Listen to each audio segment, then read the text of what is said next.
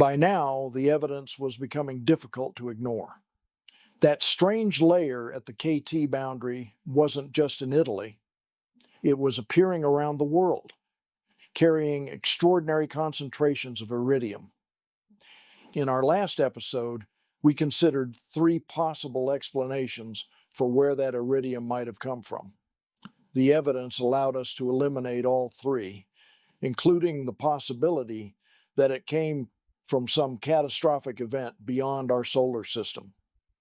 So where did it come from? Answering that question was about to take this story in a remarkable direction, because the evidence would point toward an explanation that challenged some deeply held ideas about how the Earth worked and about what belonged within serious geology. And sometimes the hardest part of scientific discovery isn't finding the evidence, it's being willing to follow where it leads. When I was young, many of the things we now take for granted about the Earth and the universe were either unknown or still being debated. Some of those ideas began long before I was born, but many of the great changes in our understanding happened during my lifetime. In Come Walk With Me, I want to look back at how those discoveries changed what we thought we knew, so come walk with me. Remember why Luis Alvarez suggested looking for iridium in the first place. Tiny amounts of extraterrestrial material are constantly falling onto the Earth. Because iridium is relatively rare in the Earth's crust, but much more abundant in meteorites, Luis realized that it might provide a kind of clock. The longer this thin layer of clay had taken to accumulate, the more iridium it should contain. But when the measurements came back, there was far too much iridium for that explanation to work. And as we saw in the last episode, the evidence also allowed scientists to rule out several other possible sources, including an event that had its origins outside our solar system. That left them with a remarkable conclusion.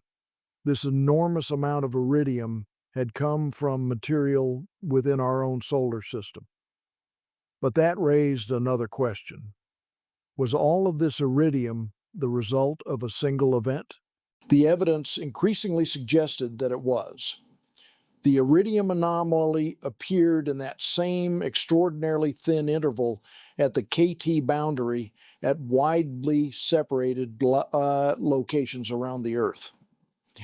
Whatever had delivered the iridium seemed to have happened over a very short period of geological time, perhaps in a single event.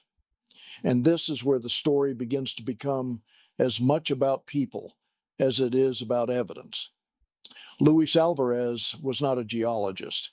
He was an experimental physicist, and a very distinguished one. In 1968, he had received the Nobel Prize in Physics. Now this Nobel Prize-winning physicist was stepping into the world of geology and telling geologists that they should be looking for evidence of a sudden catastrophic event. You can imagine how that might have been received. But Alvarez wasn't simply asking them to accept an idea. He was telling them what evidence they should be able to find if the idea was right. And that is where this story becomes really interesting. The iridium gave Alvarez and his colleagues another remarkable piece of information. They could estimate the amount of excess iridium contained in the KT boundary layer worldwide, and they knew approximately how much iridium was present in the kind of extraterrestrial material that could have delivered it. So they worked backward. If an asteroid had supplied all of that iridium, how much material would the asteroid have contained? From that, they could estimate its mass. And if they made reasonable assumptions about its density, they could estimate its size. Their answer was astonishing.